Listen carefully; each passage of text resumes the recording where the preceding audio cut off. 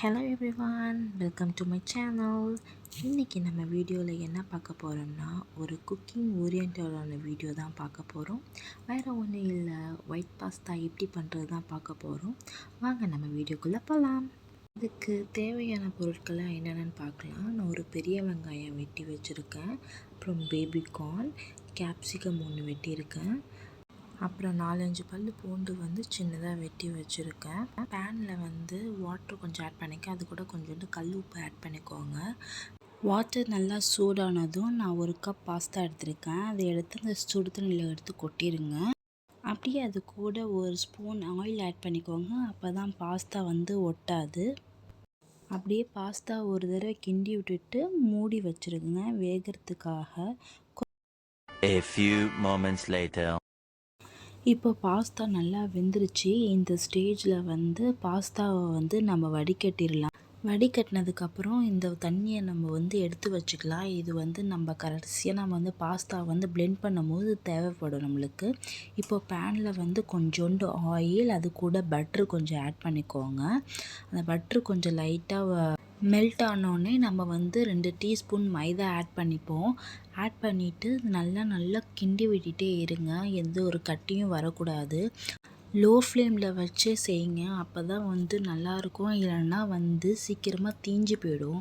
அதனால் நல்லா லோ ஃப்ளேமில் வச்சு மெதுவாக பிளெண்ட் பண்ணிகிட்டே இருங்க. இப்போது இது நல்லா பிளெண்ட் ஆகிடுச்சு. இந்த ஸ்டேஜில் நம்ம பால் ஆட் பண்ணிக்கலாம். நான் 1 டம்ளர் பால் ஆட் பண்ணியிருக்கேன். இதை ஃபுல்லாகவே லோ ஃப்ளேம்லேயே பண்ணுங்கள். பொறுமையாக வச்சு பண்ணிகிட்டே இருங்க, கிண்டிக்கிட்டே இருங்க, அது திக்காகிற வரைக்கும். எந்த ஒரு கட்டியும் இல்லாமல் பொறுமையாக கிண்டிக்கிட்டே இருங்க. இந்த ஸ்டேஜ் வர வரைக்கும் பொறுமையாக கிண்டிகிட்டே இருங்க. இப்போ நம்மளுக்கு ஒயிட் சாஸ் ரெடி ஆகிடுச்சு. இதை எடுத்து நம்ம தனியாக பவுலில் வச்சுப்போம். இப்போ ஒரு பேனில் பட்டர் ஊற்றிட்டு, அது பட்டர் நல்லா மெல்ட் ஆனோடனே நம்ம அரிஞ்சு வச்சுருக்கோம்ல வெங்காயம், அதை கூட நம்ம ஆட் பண்ணிப்போம். ஆட் பண்ணிவிட்டு கோல்டன் ப்ரௌன் வர வரைக்கும் வதக்கிக்கலாம். வதக்கி முடித்ததுக்கப்புறம் நம்ம சின்னதாக வெட்டி வச்சுருக்கோம்ல பூண்டு, அதை ஆட் பண்ணிக்கலாம். அதுக்கப்புறம் பேபிகார்ன், அப்புறமா நம்ம வெட்டி வச்சுருக்க கேப்சிகமும் ஆட் பண்ணிவிட்டு எல்லாத்தையுமே நல்லா வதக்கிக்கோங்க. நல்லா கோல்டன் ப்ரௌன் வர வரைக்கும் வதக்கிக்கோங்க. இப்போ நல்லா கோல்டன் ப்ரௌன் வந்துருச்சு. இந்த ஸ்டேஜில் நம்ம சில்லி ஃப்ளேக்ஸ் ஆட் பண்ணிப்போம்.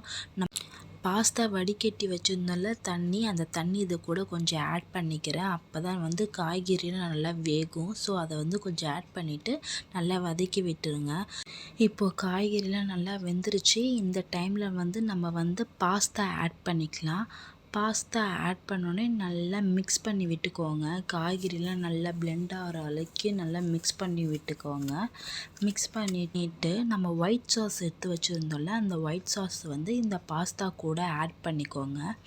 ஆட் பண்ணிக்கிட்டு நல்லா மிக்ஸ் பண்ணி விட்டுக்கோங்க. நல்லா எல்லாத்தோட கோட்டாகிற அளவுக்கு நல்லா மிக்ஸ் பண்ணி விட்டுக்கோங்க. லோ ஃப்ளேமில் வச்சு மிக்ஸ் பண்ணுங்கள், ஏன்னா அப்போ தான் நம்மளுக்கு நல்லாயிருக்கும். இல்லைன்னா சீக்கிரத்தில் ஏதாவது அடி பிடிச்சிரும். அதனால் லோ ஃப்ளேமில் வச்சு எல்லாத்தையும் நல்லா மிக்ஸ் பண்ணி விட்டுக்கோங்க.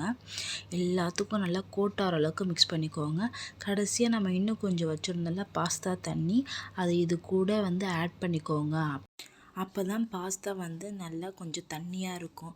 கொஞ்சம் தண்ணியாக இருந்துச்சுன்னா நம்மளுக்கு சாப்பிட்றதுக்கு நல்லாயிருக்கும். அதனால தான் உங்களுக்கு நான் அந்த தண்ணியை வச்சு கொஞ்சம் ஆட் பண்ணிக்க சொன்னேன்.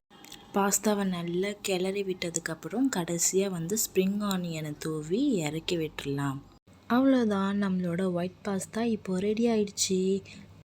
உங்களுக்கு இந்த வீடியோ பிடிச்சிருந்துச்சுன்னா லைக் பண்ணுங்கள், ஷேர் பண்ணுங்கள், கண்டிப்பாக சப்ஸ்கிரைப் பண்ணுங்கள். தேங்க்யூ ஃபார் வாட்சிங்.